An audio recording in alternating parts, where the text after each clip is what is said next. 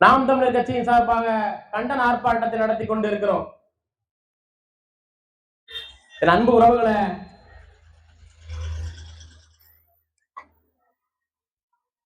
பிரதீபா முதல் நாள் மாலையில் கலைவரிக்கு செல்வதற்காக காடு பக்கம் செல்கிறார். ஒரு மணி நேரத்திற்கு மேலாகி வரவில்லையே என்று பெற்றோர்கள் காவல்துறையில் புகார் அளிக்க செல்கிறார்கள். குளத்தூர் காவல் நிலையத்திலே நீங்கள் அனைத்து மகளிர் நிலைய காவல் நிலையத்திற்கு சென்று புகார் அளியுங்கள் என்று அழைக்கப்படுகிறார்கள். அங்கே புகார் அளிக்க சென்ற போது அங்கே ஒரு அம்மா காவல் ஆய்வாளர் அவர்கள், உன் பொண்ணு எங்கேயாவது ஓடி போயிருப்பா, நாளைக்கு காலையில தெரியும் எவன் கூட ஓடி போயிருக்கா அப்படிங்கிற மாதிரி சொல்லியிருக்காங்க. இதுதான் இன்னைக்கு இருக்கிற காவல்துறையோட நிலைமை. இந்த துயர சம்பவம் இன்னைக்கு நம்ம நடந்துகிட்டு இருக்கோம். இதை காவல்துறை பத்தி பேசிட்டு இருக்கிற இதே துயர சம்பவம் நடந்து கொண்டு இருக்கும் போது இன்னைக்கு காலையில ஒரு செய்தி வருது. 45 வயது மதிக்கத்தக்க காவல்துறை அதிகாரியை, ஒரு பெண் அதிகாரியை அவர் மேலதிகாரி கோயம்புத்தூர்ல, இதான் இருக்கிற கோயம்புத்தூர்ல ஒரு மேலதிகாரி வன்கொடுமை செய்கிறார். காவல்துறைக்குள்ளேயே பெண் காவலர்களுக்கு இங்கே பாதுகாப்பு இல்லாத சூழல் தான் நிறுவுகிறது. இதே நான் கேட்கிறேன், இங்கே பணக்காரனுக்கு ஒரு சட்டம், ஏழைக்கு ஒரு சட்டம், பணக்காரனுக்கு ஒரு நீதி, ஏழைக்கு ஒரு நீதி. இதே கேட்கிறேன், மார்க்கண்டைய வீட்டுல ஒரு பெண்ணு காணாம போச்சு, அவன் காவல் நிலையத்துல போய் புகார் அளிக்கும் போது அதே பெண் காவல் ஆய்வாளர் இந்த பதிலை சொல்லுவாரா? சொல்லுவாரா? எண்ணி பார்த்துக்கோ, யாரை எங்க உட்கார வச்சிருக்கேன்னு எண்ணி பார்த்துக்கோ. உனக்கும் எனக்கும் காவல்துறைக்கு போனா இதான் நிலைமை. இங்க இருக்கிற வட்ட செயலாளர் போய் காவல்துறை கொடுத்தா அவ்வளவு மரியாதை. அவர்கள் வீட்டு நாய் போல ஓடி வந்து விசாரிப்பார்கள். அடுத்த அரை மணி நேரத்தில் குற்றவாளியை கண்டறிந்து தன் முன்னே நிறுத்துவார்கள். இன்று 4 நாட்களாகியும் என் தங்கையின்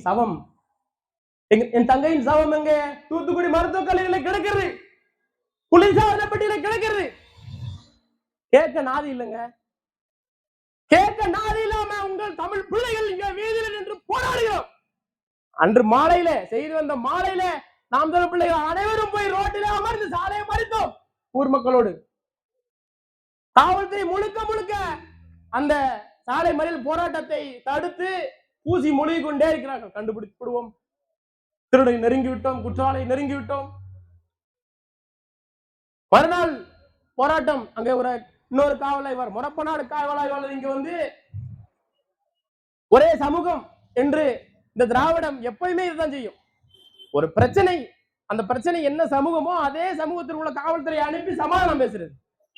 இது கேவலம் கட்ட அரசியல் இல்லையா?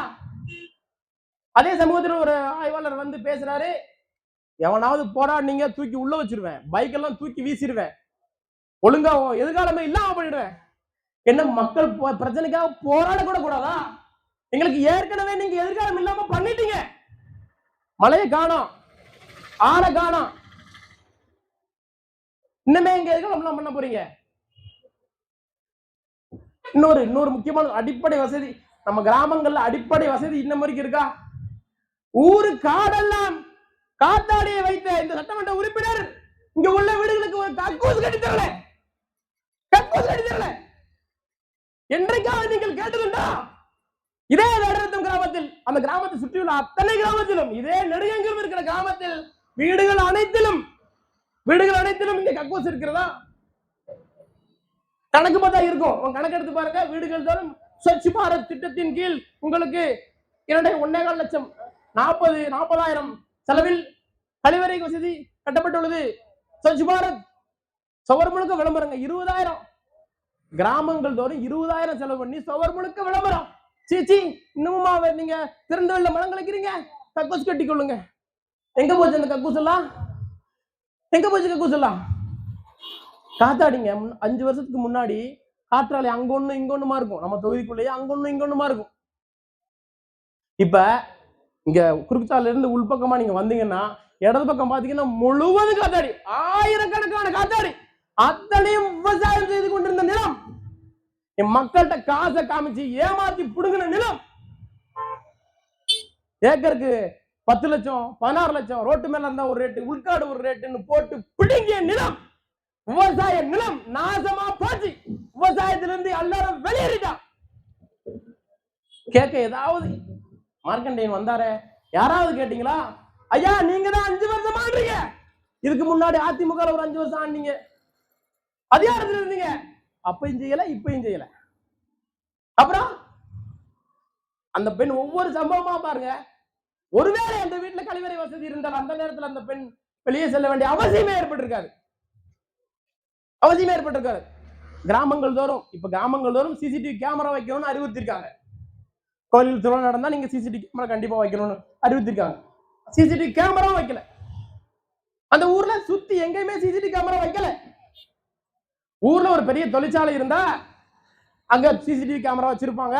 அது மூலமா யார் அந்த நேரம் வந்திருக்கா போயிருக்காங்கிற அதை பார்த்து காவல்துறைக்கு கண்டுபிடிக்கிறதுக்கு ஒரு குழு கிடைக்கும். சுத்தி ஒரு தொழிற்சாலை இல்ல, விளாத்துக்குள்ள தொகுதி முழுக்க எடுத்து பாருங்க, ஏதாவது தொழிற்சாலை இருக்குதா? இந்த மக்கள் வளர்ச்சிக்காக ஏதாவது தொழிற்சாலை, ஒரு பொறியியல் கல்லூரி, ஒரு அரசு பொறியியல் கல்லூரி, ஏதாவது இவர் வந்து காத்தாடிய மாட்டதை தவிர இவர் வந்து ஒண்ணுமே செய்யலங்க.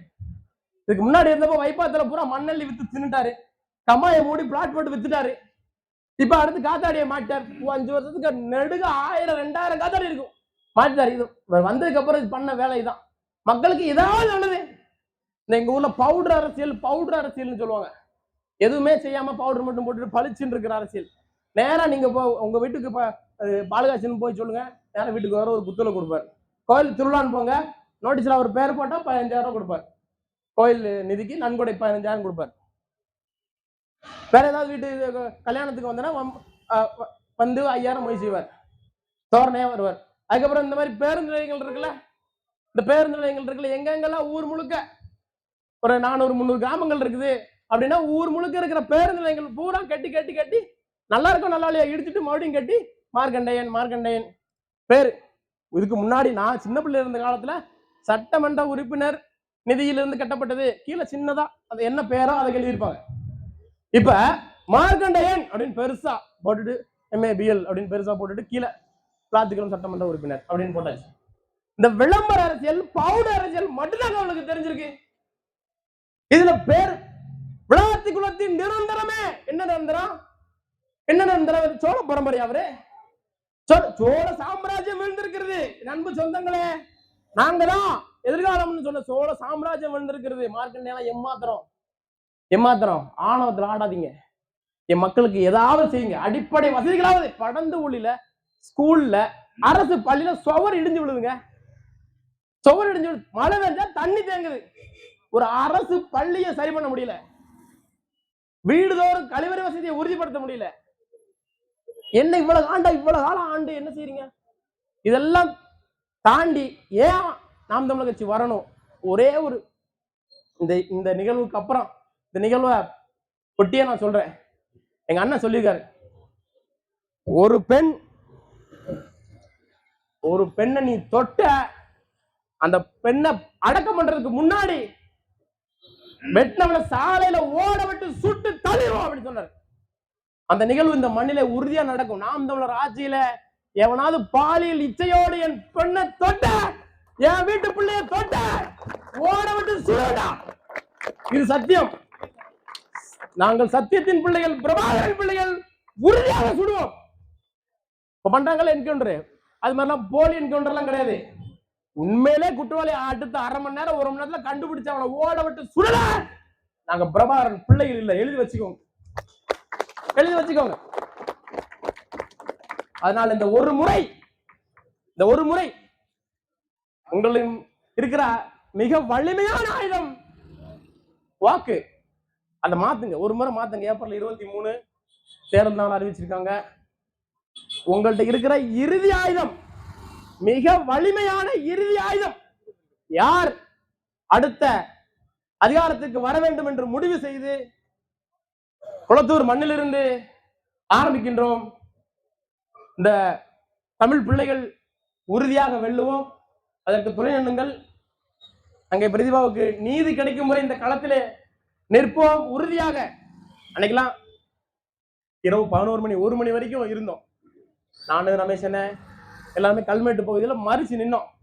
இங்க ஓட்டப்படா இங்க குறுக்குச்சால மறிச்சு நிக்கிறப்போ வாகனங்களுக்கு பூரா அந்த கல்மேட்டு பகுதியில வேடனத்தை பேப்பரோட பகுதியில ஈசிஆர்ல விட்டுட்டு இருந்தாங்க.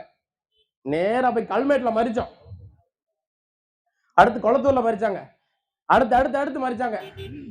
அதுக்கப்புறம் தான் அவங்களுக்கு அழுத்தமே உருவாச்சு. 12 போலீஸுங்க, எல்லாம் மேலதிகாரி வந்தாங்க, ஒரே தள்ளு, அவ்வளவு மிரட்டுறாங்க, என்னென்னமோ பண்றாங்க, தூக்கி ஓரம் கட்டிட்டாங்க. போராட்டத்தை நசுக்குவது, ஒடுக்குவது, நீர்த்து போக செய்வது எல்லாம் இவங்களோட சூழ்ச்சி, காவல்துறையோட சதி, திராவிட ஆட்சியோட சூழ்ச்சி. இதுதான் எப்பவுமே பண்ணணும். அன்னைக்கு வந்தாரு, எஸ்பி வந்தாரு, 2 நாள்ல கிழிச்சு தொங்க விட்டுருவோம், அறுத்து தள்ளிடுவோம் சொன்னாங்க. ஒண்ணும் செய்யல, இது வரைக்கும் ஒண்ணும் செய்யல. இதே ஒரு பெரும் பணக்காரர் இங்க பெண் காணவில்லை என்றால் அடுத்த 1 மணி நேரத்துல 4 மணி நேரத்துல ஸ்காட்லாந்து யார்டு அதிசிறந்த காவல்துறையை உள்ள இறக்கி விட்டு கண்டுபிடிச்சிருப்பாங்க குற்றவாளிய. ஆனா இங்க ஏழை விவசாயி அந்த அம்மா அப்பெல்லாம் கையை பிடிச்சிட்டு கதறும் போது கண்ணீர் வருது. அந்த தாய்க்கு என்ன ஆறுதல் சொல்லணும்னு எனக்கு தெரியல. தைரியமா இருங்கன்னு மட்டும் சொல்றது. வேற என்ன செய்ய முடியும்?